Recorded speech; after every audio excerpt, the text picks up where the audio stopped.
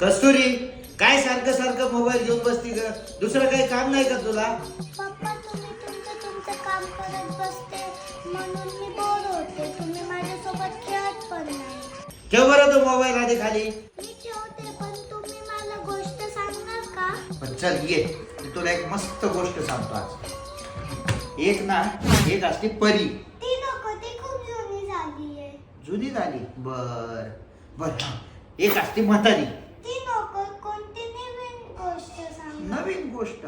बर, नवीन तुला आज ना एक भारी गोष्ट सांगतो. तर ही गोष्ट आहे ना, एक अशा असामान्य राजाची आहे ज्याच्याकडं कसलीच फौज फाटा नव्हता, कसले शस्त्र नव्हते, कसलीच धनसंपत्ती नव्हती, का सगळ्यात महत्वाचं त्यांचं स्वतःचं राज्य पण नव्हतं. फक्त होता तर त्यांचा विश्वास, त्यांना असलेलं ध्येय, त्यांची बुद्धिमत्ता, पराक्रम आणि सगळ्यात महत्वाचं त्यांच्या आई वडिलांचा विश्वास आणि आशीर्वाद. राज्य नव्हतं मग राज्य कसं काय?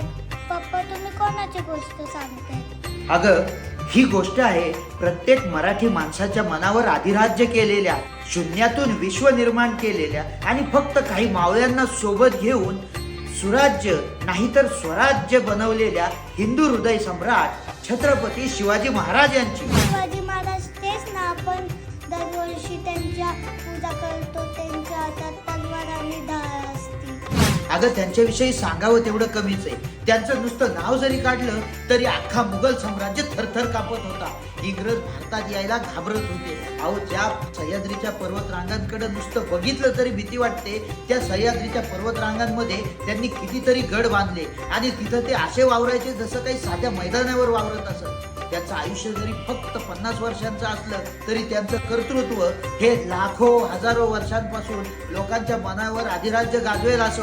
मित्रांनो, आपली संस्कृती, आपला इतिहास पुढच्या पिढीवर पोहोचवायसाठी कोणी बाहेरचा माणूस येणार नाहीये. हे आपणच आपल्या पुढच्या पिढीला पोहोचवायचं आहे.